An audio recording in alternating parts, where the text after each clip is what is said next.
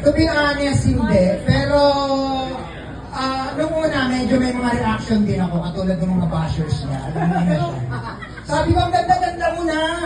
Ang ganda ng ilong mo, ang ganda mo. Bakit mo pa pinagalaw? Pero minsan kasi ganun tayo eh, di ba? Alam ko kasi ang backstory ni Ines kasi 17 years kami magkasama. So yung kanyang self-confidence ay sobrang baba.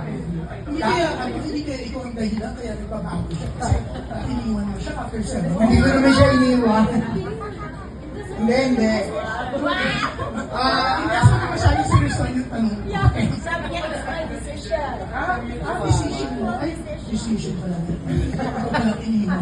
Hindi, ang kagandahan, di ba, alam niyo namang lahat, best friends kami. Yun ang, magkaibigan kami. Hindi nagbago yung samahan namin. So nice na.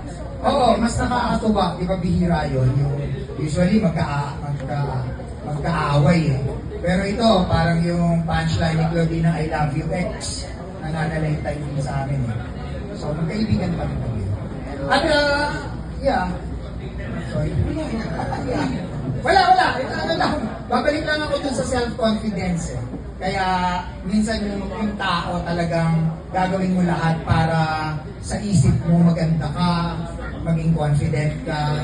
So kung yun ang makakatulong sa confidence niya, eh wala tayong karapatan para i-bash siya. Tama!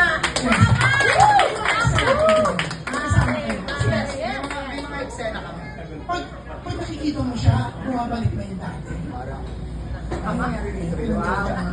Ewan ko, parang parang tingin ko, 17 years ago pa rin ang itsura niya eh. Kasi 17 lang si Ines nung naging girlfriend ko. Totoo. Sa akin nagdalaga yan. Anyway, thank you Sorry kung sa dalawang iniwan.